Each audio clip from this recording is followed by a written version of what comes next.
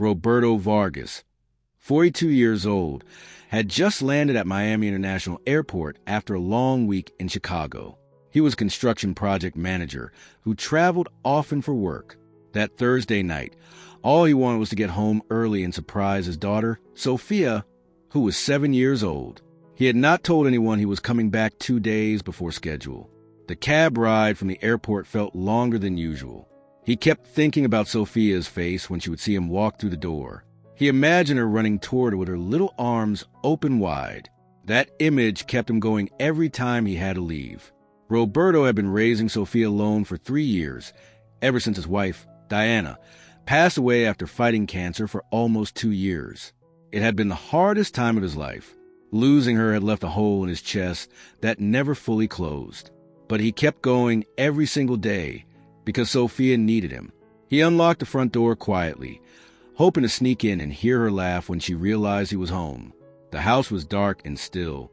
He picked up his travel bag from the floor of the hallway and walked slowly up the stairs. He pushed open the door to his bedroom, expecting nothing unusual, but what he saw stopped him cold.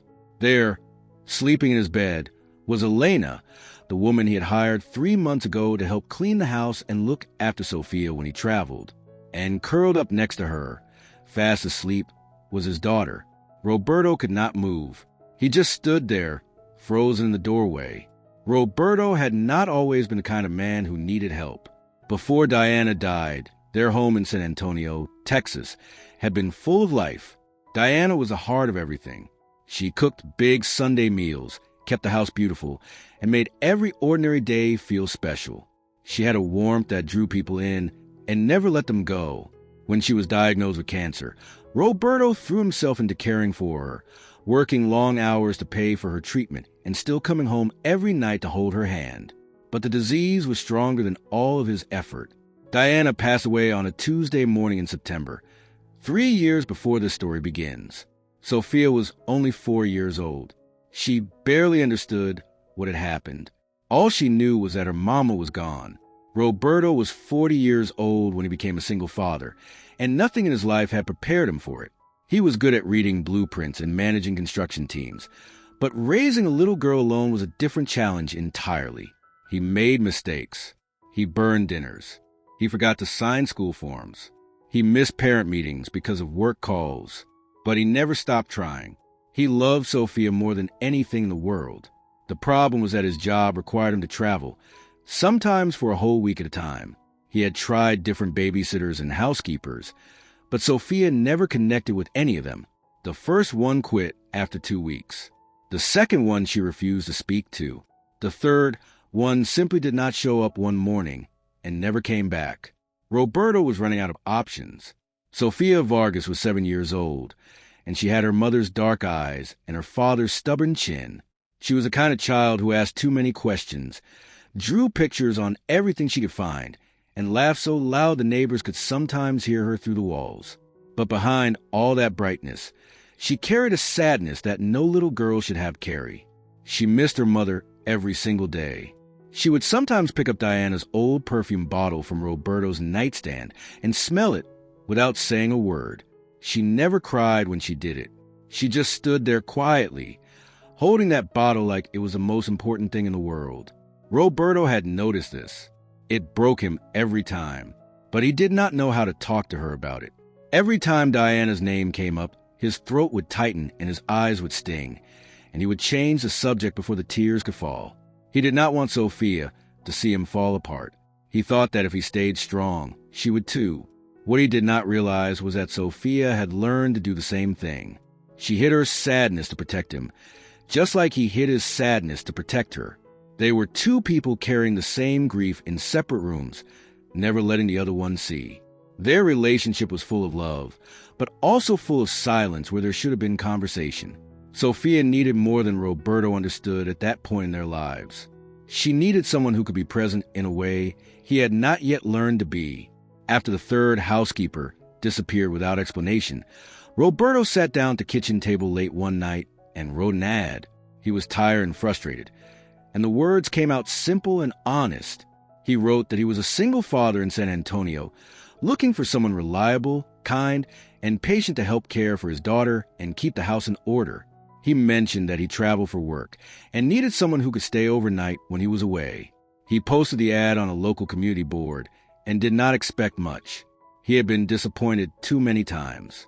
But 2 days later, a woman named Elena Morales called him. She had a calm, steady voice that made him feel like she meant every word she said. She told him she had experience caring for children and was looking for consistent part-time work. They arranged to meet that Saturday. When Elena walked through the door, Sophia looked up from her drawing book and said, "I like your earrings." That was it. In 3 months of failed housekeepers, Sophia had never said a single word to any of them.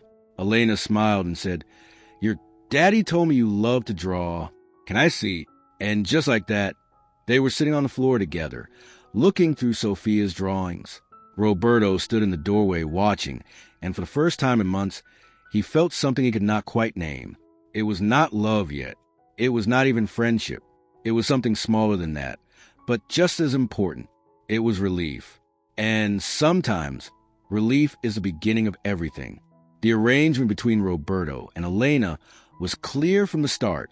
Elena would come to the house 3 times a week to clean and handle the household needs. When Roberto had to travel for work, she would stay overnight in the guest room downstairs to look after Sophia. She was not a live-in employee. She had her own home, her own life, and her own son to take care of. Roberto respected that.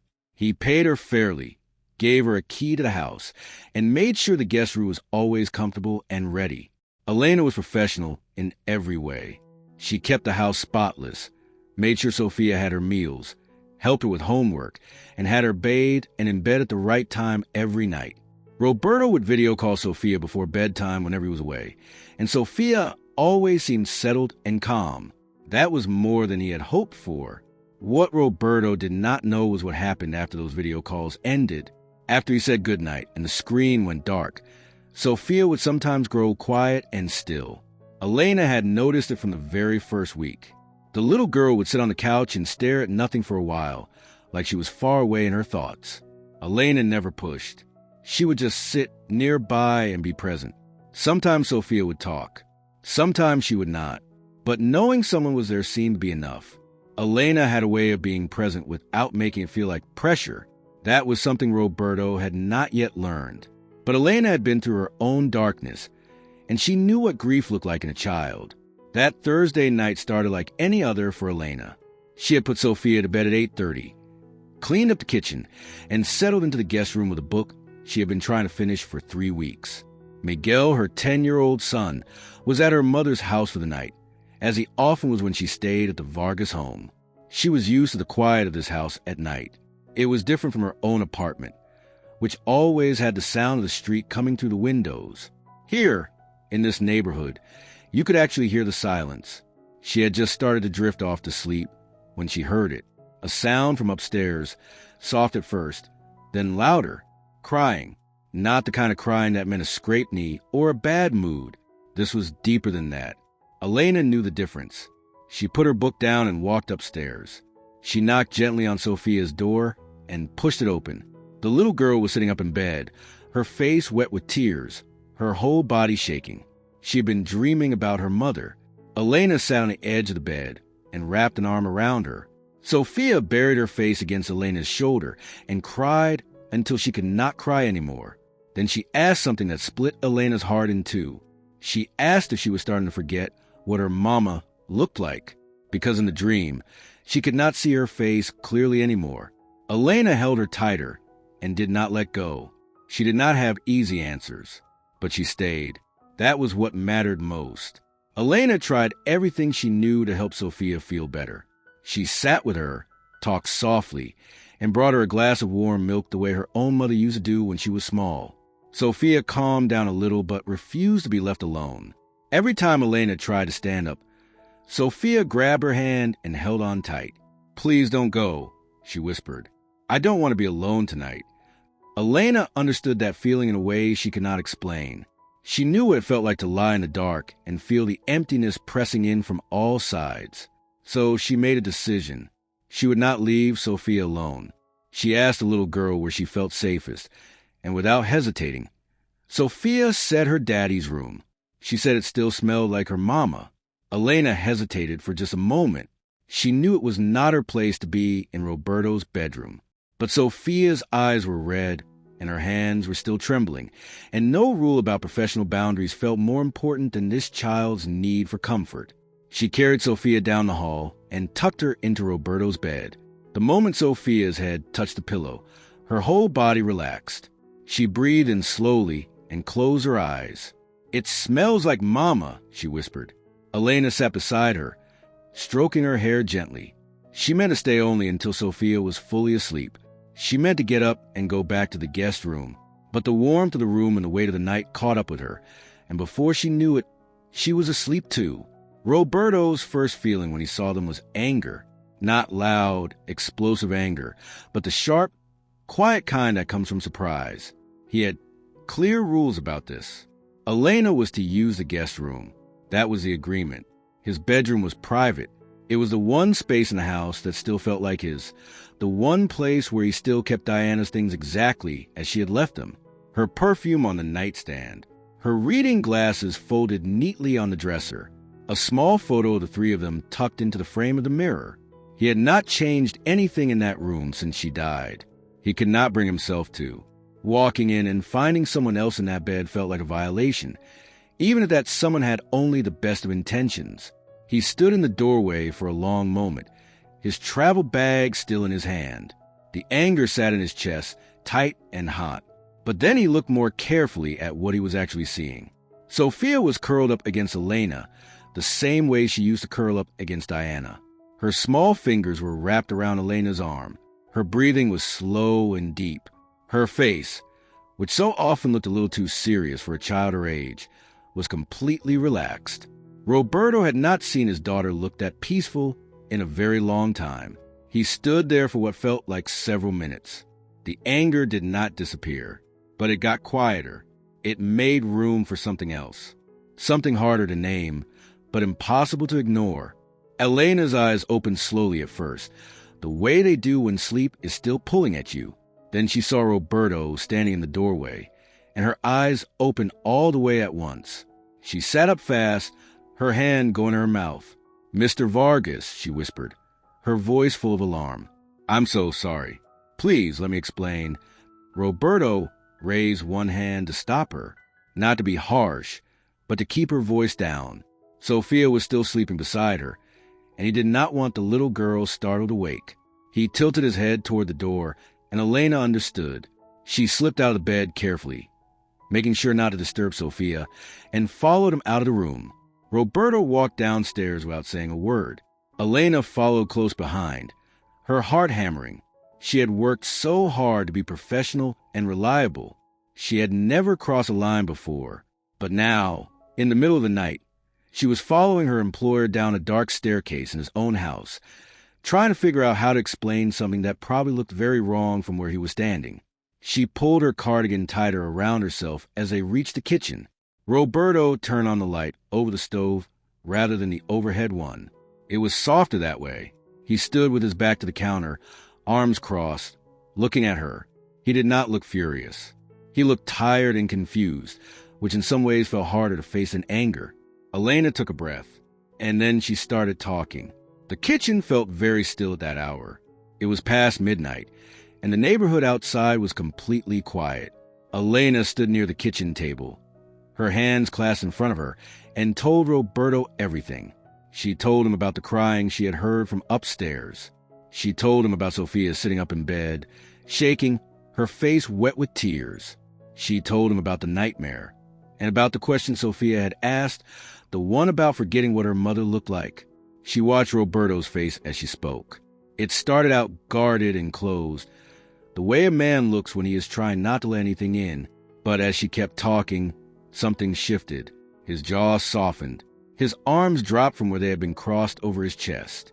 Elena told him that Sophia had begged her not to leave, that she had said Roberto's bedroom still smelled like her mama's perfume, that it was the only thing that had calmed her down. "I should have moved her back when she was asleep," Elena said. "I only meant to stay until she settled, but I fell asleep too. I never meant to disrespect your home or your space, Mr. Vargas." I am truly sorry." She meant every word. Roberto stood very still for a moment after she finished. He was looking at a point just past her shoulder, like he was looking at something she could not see. Then he pulled out a chair from the kitchen table and sat down heavily, like the weight of what she had told him was too much to carry standing up. Roberto sat at the kitchen table and let the silence sit with him for a moment. Elena had just told him something that should have been obvious, but somehow had not been. His daughter was having nightmares almost every time he left for a trip. Not once in a while. Almost every time. And he had not known. He thought about all the video calls he had made before bedtime. Sophia smiling into the screen, telling him about her day at school, asking when he was coming home. She had never once mentioned the nightmares. She had never let him see the fear. Roberto rubbed his face with both hands. "How long has this been going on?" he asked quietly. Elena hesitated before answering. She did not want to make him feel worse than he already did, but she also knew that softening the truth would not help anyone. "Almost since the beginning," she said. "Since the first time you traveled after I started working here. But this one tonight was different. It was harder. She was more upset than I have ever seen her." Roberto stared at the table. He was a man who was used to solving problems, but this was not the kind of problem you could fix with a phone call or a better schedule. This was his child, grieving alone in the dark while he was hundreds of miles away, presenting slides in a conference room. The guilt was not like anything he had words for. It sat in his stomach like a stone. "Why didn't she tell me?" he asked. Elena answered gently, "Because she loves you, and she didn't want to add to your burden." That answer hit Roberto harder than he expected. He had always told himself that he was working hard for Sophia, that the travel and the long hours and the missed bedtimes were all for her, all so she could have a good life. And that was true. But what was also true was that his daughter had been protecting him. A 7-year-old child had been managing her own grief alone because she did not want her father to feel worse. Roberto thought about the perfume on his pillow. He had not changed the bedding in that room in 3 years. He told himself it was because he had not gotten around to it, or because there were more important things to deal with. But the truth was simpler and sadder than that. He could not bring himself to wash away the last physical trace of Diana. That pillow still smelled faintly like her, because he could not let go. He had not realized Sophia had noticed. He had not realized she went into that room to feel close to her mother when the nights became too heavy. She said it still smells like her mama. Roberto said quietly, moored himself into Elena. "She goes in there to feel close to Diana." Elena nodded. She did not say anything. She just let him have that moment. Sometimes the most important thing you can do for someone is stay quiet while they put the pieces together. Roberto sat there for a long time, turning everything over in his mind. The anger he had felt when he first walked in was completely gone now. In its place was something much more complicated. At some point, Elena got up and put the kettle on. She did not ask if Roberto wanted coffee. She just made it because it was late and they were both tired, and it was the kind of thing you do when words run out for a moment. She set a mug in front of him and sat back down across the table. Roberto wrapped both hands around the mug and looked at her. He had never really looked at her before, not in this way. He had noticed, in a general way, that she was good at her job and that Sophia liked her. But he had never actually looked at her as a person with a full life of her own, with struggles and losses and things that kept her up at night. He noticed now that she looked tired. There were dark circles under her eyes that he had not seen before, or maybe had never paid close enough attention to notice. "You speak like someone who understands this kind of loss," he said. "Not just professionally, like someone who has lived it." Elena looked at him steadily. She was quiet for a moment, deciding how much to share. Then she said, "My husband passed away 6 years ago. A car accident. Our son was 4 years old at the time." Roberto set down his mug. He had not known any of this. In 3 months of working together, the subject had simply never come up. He had never asked. That realization settled on him with a quiet weight. He had not asked. "I'm sorry," he said. "I really am." Elena told him about Carlos, her husband. Not everything, not all at once, but enough. She told him that Carlos had been driving home from a night shift when a driver ran a red light and hit him on the driver's side. He died before the ambulance arrived. Miguel was 4 years old and had just started preschool. Elena had been working part-time at a dental office and going to community college 2 nights a week. After Carlos died, everything stopped. The college, the part-time job, the plans they had made together. She spent the first year just trying to keep herself and Miguel above water. She took whatever work she could find. Cleaning houses, watching children, working weekends at a bakery. She built a routine, because routine was the only thing that kept her sane. "I know what it looks like from the outside," she told Roberto. "People see a woman who cleans houses, and they make up a story about who she is. But most of the women doing this work are carrying a whole life that no one sees."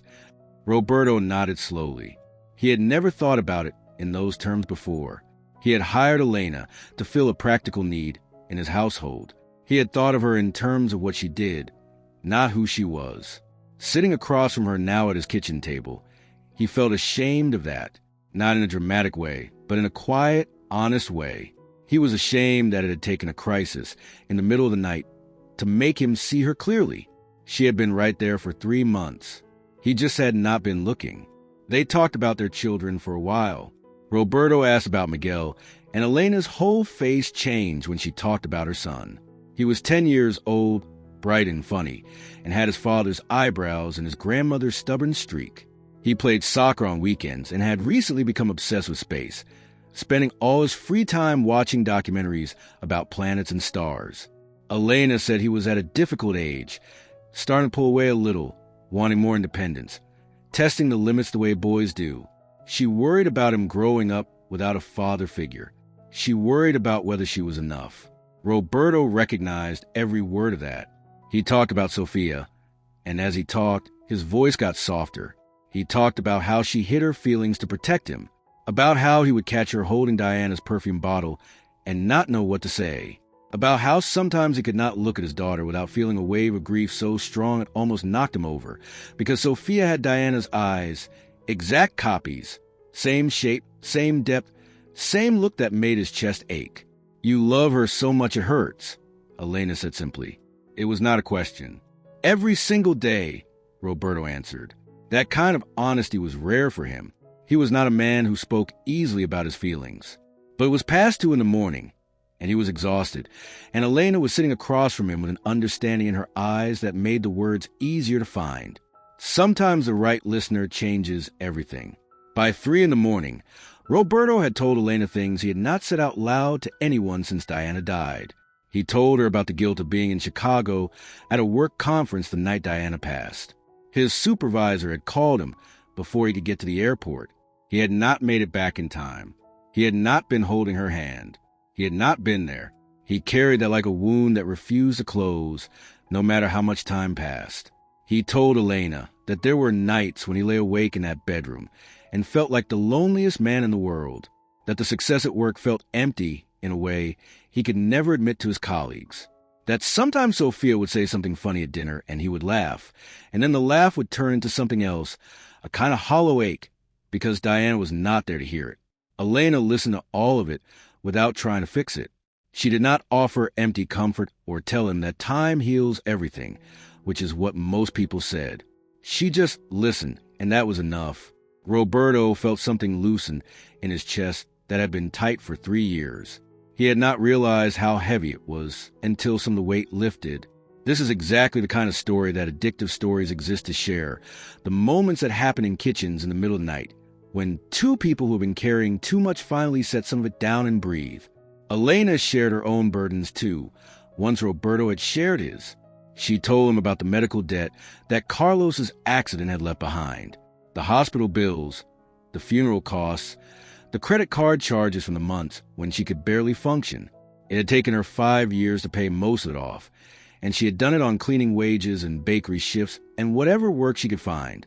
She was still paying off the last of it. She worked a second job on Sunday mornings, cleaning a dentist's office that was only open on weekdays but needed weekend maintenance. Miguel did not know the full picture of their finances. She wanted to protect him from that kind of worry for as long as she could. He deserves a childhood, she said, not a childhood spent watching his mother stress about money. Roberto thought about his own financial situation. His career paid well, but he spent almost everything on a house, Sophia's school, and the constant cost of traveling for work. He had not thought much about Elena's situation because he had been too focused on his own. But listening to her now, he thought about what it cost to come to this house 3 days a week, to care for someone else's daughter, to sleep in a guest room away from her own child. She did all of that and then went home and did it all again in her own life, with fewer resources and no backup. "How do you do it?" he asked. She smiled faintly. "You just do," she said, "because you don't have another choice." The kitchen had grown bright, with early morning by the time their conversation started to slow. The coffee had gone cold. The night had dissolved into soft gray light, coming to the window above the sink. Roberto and Elena had talked for more than 3 hours, and somewhere in the middle of all those words, the stiffness between them had melted away. They were no longer employer and employee sitting on opposite sides of a problem. They were two people who had lost someone important and found themselves still standing, still raising their children, still getting up every morning and trying. Roberto got up to put fresh coffee on. He moved around the kitchen more comfortably than he had all night, like the conversation had let some air back into the room. Elena watched him and thought about how different this was from what she had expected when she first saw him standing in that doorway. She had expected anger. She had expected to be fired. She had prepared herself for it during those long seconds walking down the stairs. Instead, she had been given a conversation she had not had in years, the kind where you say the real things instead of the polite things. Then the sound of small feet on the stairs made them both turn toward the kitchen doorway. Sophia appeared in her pajamas, her dark hair tangled from sleep, her eyes blinking in the morning light.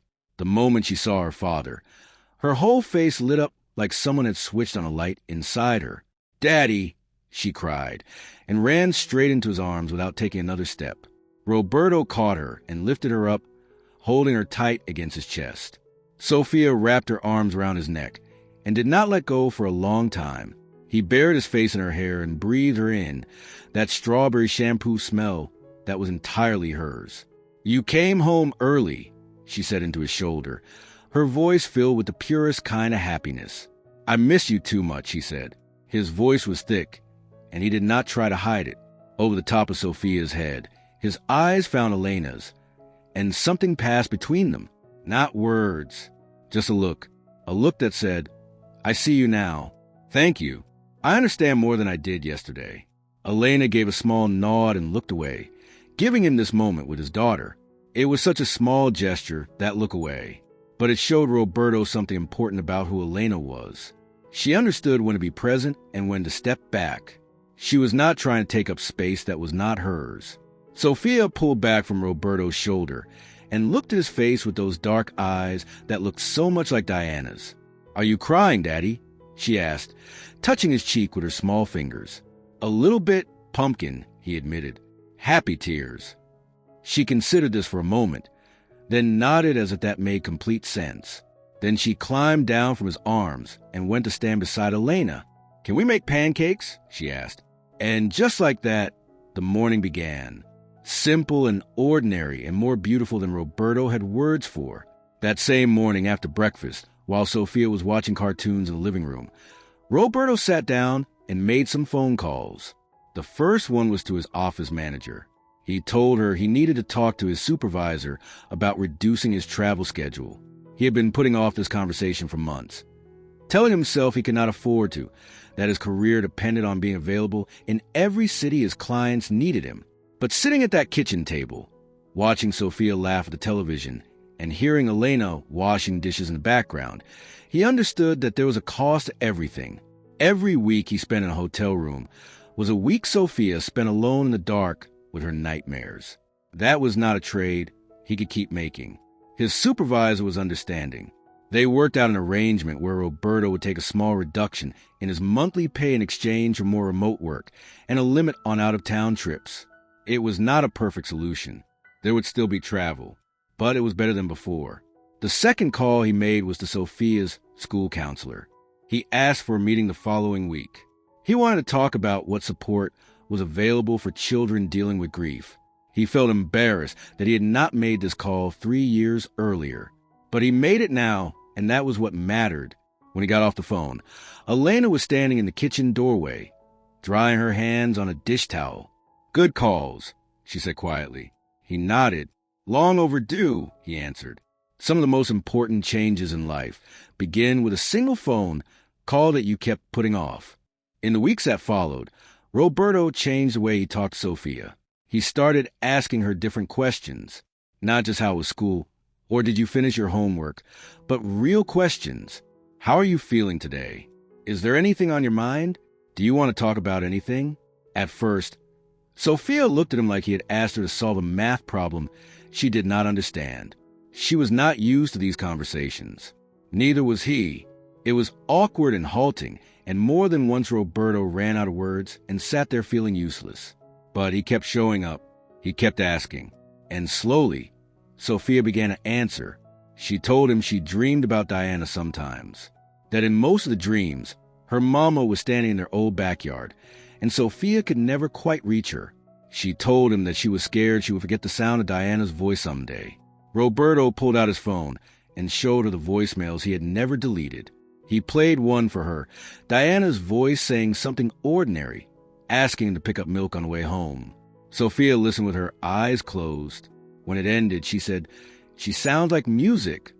Roberto's throat was too tight to answer, but he saved those voicemails to a backup drive that same evening. Then he made a small album of photos for Sophia, printed and put in a real book, one she could hold in her hands. She carried it with her for weeks. He had not known how much she needed it, but now he did, and knowing was the beginning of being better. Roberto also took a hard look at Elena's situation. Now that he understood how much she was managing on her own, the part-time arrangement felt inadequate. Elena was doing full-time emotional and practical labor in his home, and she was doing it while carrying the full weight of her own life outside these walls. He asked her if she would consider taking on a full-time role managing the household. The pay would reflect that. The hours would be structured around Miguel's school schedule, so she could be home when her son got back in the afternoon. Elena looked at him carefully when he proposed this. She was not the kind of woman who accepted things easily. She wanted to understand what she was agreeing to. "I don't want charity," she said directly. "Neither do I," Roberto replied. "I want someone I can rely on, and you are that person. This is a business arrangement that is fair to both of us." She thought about it for 2 days. Then she said yes. The change was significant for both families. Elena was able to give up her Sunday morning cleaning job. She was able to spend more real time with Miguel without the constant anxiety of counting hours and calculating whether she was making enough. And Roberto was able to leave for work, even the reduced travel he still had to do, without the knot in his stomach that had been there for 3 years. The house ran more smoothly. Sophia was calmer.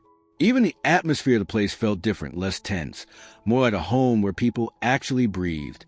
Roberto had a small home office on the ground floor of the house.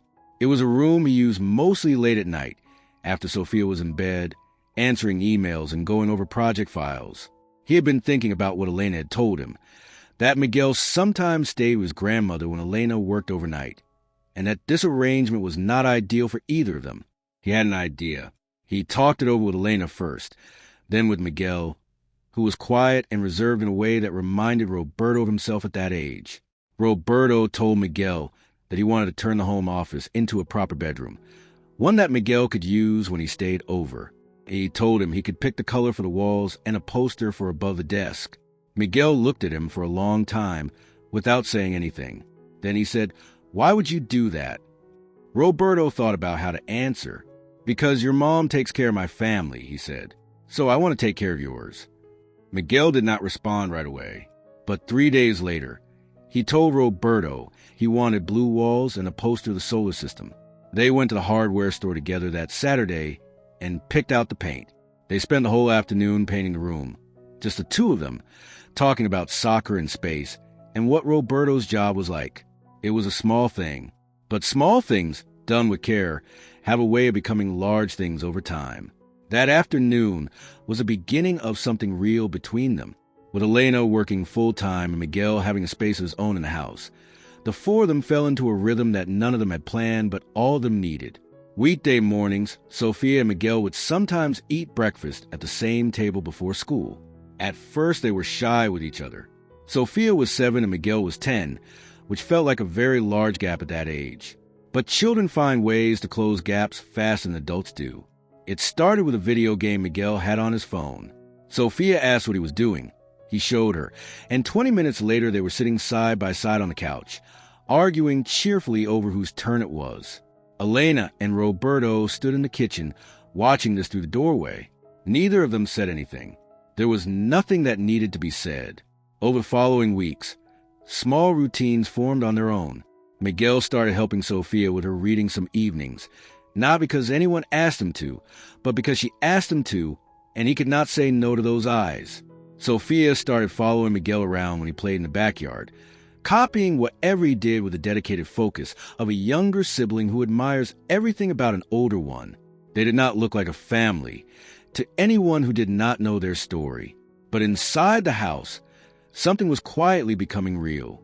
The four of them were learning the shape of each other, the habits and preferences and small kindnesses that build a life together without anyone deciding to build it.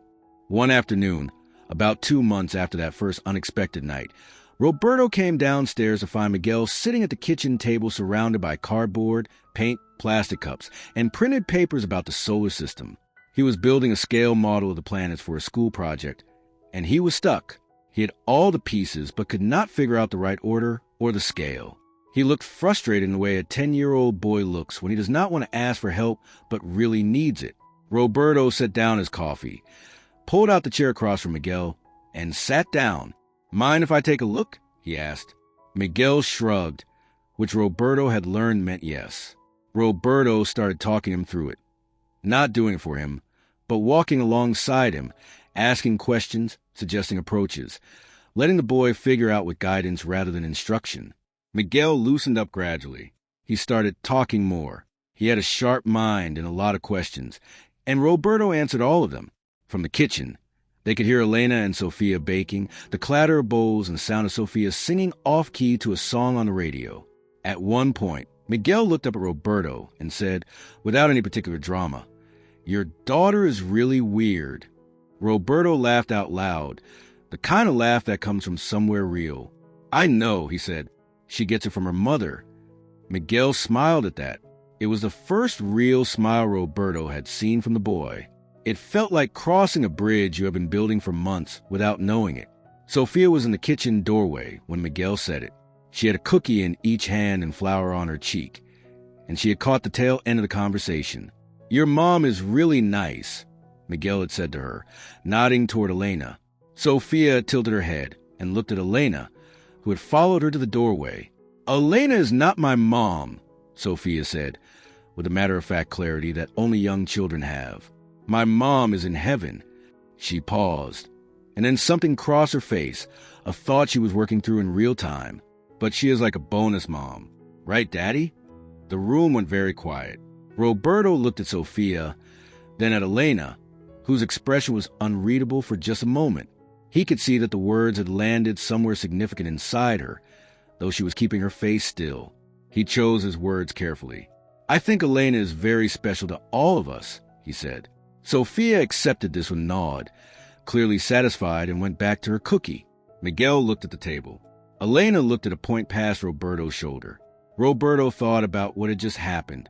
A 7-year-old had said in 2 words what none of the adults in the room had been brave enough to put into words at all.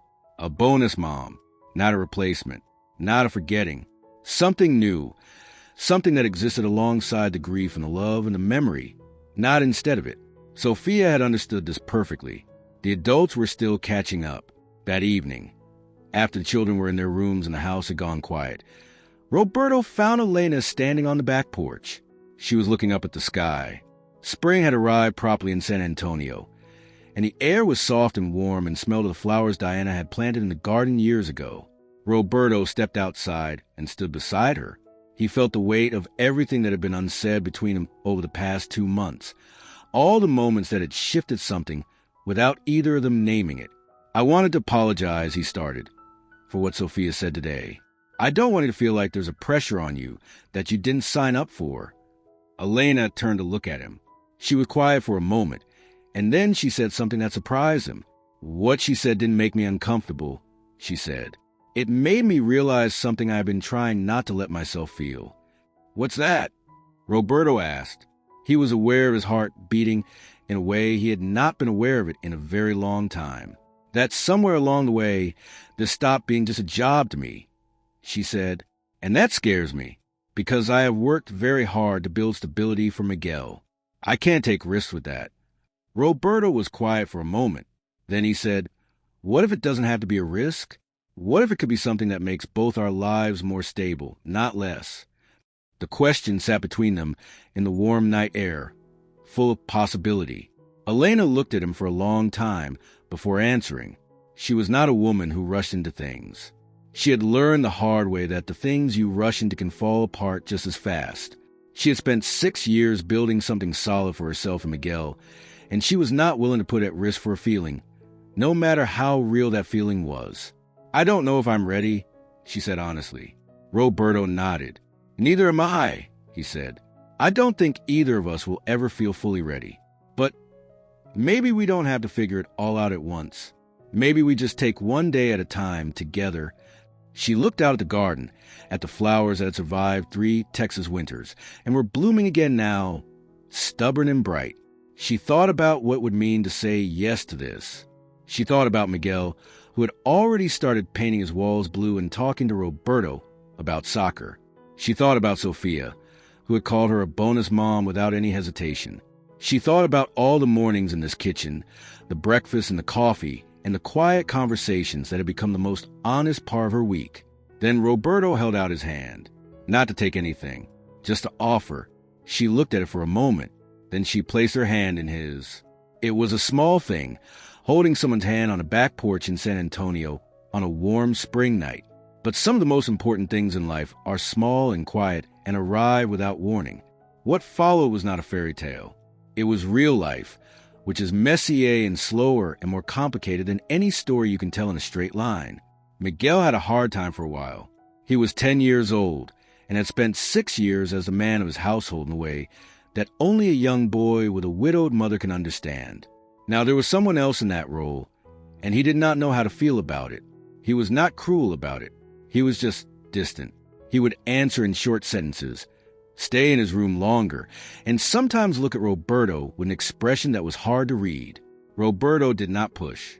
He stayed consistent. He kept showing up, kept asking about soccer, kept sitting at the table when Miguel needed help with homework. He let the boy come to him in his own time. Sophia had her own hard moments too. There were evenings when she cried and said she felt guilty, like being happy with Elena meant she was forgetting Diana. Roberto sat with her through those moments every time. He told her that loving someone new did not mean she loved her mama any less, that her heart was big enough to hold all of it. He was not sure he fully believed that yet for himself, but he said it for Sophia, and saying it out loud helped him believe it more. The road toward becoming a family was not a straight one. It had curves and setbacks and days that felt harder than the one before. But they kept walking it, all 4 of them, together. The first time they all went camping together was 6 months after that night in the kitchen. Roberto had suggested it, half expecting Miguel to say no. Instead, Miguel spent 2 full evenings researching campgrounds within driving distance of San Antonio and came to breakfast one morning with a printed list and a pen. That was when Roberto knew something had truly changed. They drove out to a state park on a Friday afternoon, the 4 of them in Roberto's truck, with a tent, a cooler, and more snacks than they could possibly eat. The first night was not perfect. The tent took 45 minutes to put up because no one agreed on the instructions. Miguel and Sophia argued over who got which sleeping bag. It rained for 20 minutes right after dinner, and they all squeezed under a canopy, laughing because what else could you do? But then the rain stopped and the sky cleared, and they built a fire and sat around it. And Sophia decided she was going to teach Miguel how to roast a marshmallow the right way. Miguel was skeptical. By the 3rd marshmallow, he admitted she was right. They sat around that fire until very late, the 4 of them talking about nothing important and everything that mattered. And at some point Roberto looked around and felt something he had almost forgotten was possible. He felt content, not the absence of grief, because the grief was still there, but something alongside it, something warm and solid and real, something that felt, for the first time in years, like home. 18 months after that Thursday night, when Roberto came home early and found Elaine in his bed, they stood together in the backyard of that same San Antonio house. The lilacs Diane had planted years before were in bloom, their purple clusters catching the late afternoon light. Roberto and Elena married in a small ceremony, just family and a few close friends. Sophia was a flower girl, serious and proud, walking down the aisle between the chairs with the focused expression of someone performing the most important job in the world. Miguel carried the rings with his chin up and his back straight, the way Elena had taught him to stand when something mattered. During the reception, Roberto found Sophia standing at the edge of the dancing, watching Elena and Miguel laugh together in the middle of a yard. He knelt down beside her. "Are you happy, Pumpkin?" he asked. Sophia thought about it the way she thought about everything, seriously and carefully. "I still miss Mama," she said, "but my heart doesn't hurt as much as it used to." She looked at Elena for a moment. "Elena told me it's okay to be happy again. That Mama would want that." Roberto could not speak for a second. Sophia touched his cheek gently with her small fingers. "I think Mama sent her to us, Daddy," she said, "so we wouldn't be alone." Maybe she was right. Life had taken from all four of them, and then quietly it gave something back. This is the kind of story Addictive Stories was made for, because family is not always what you are born into. Sometimes it is what you find when you need it most.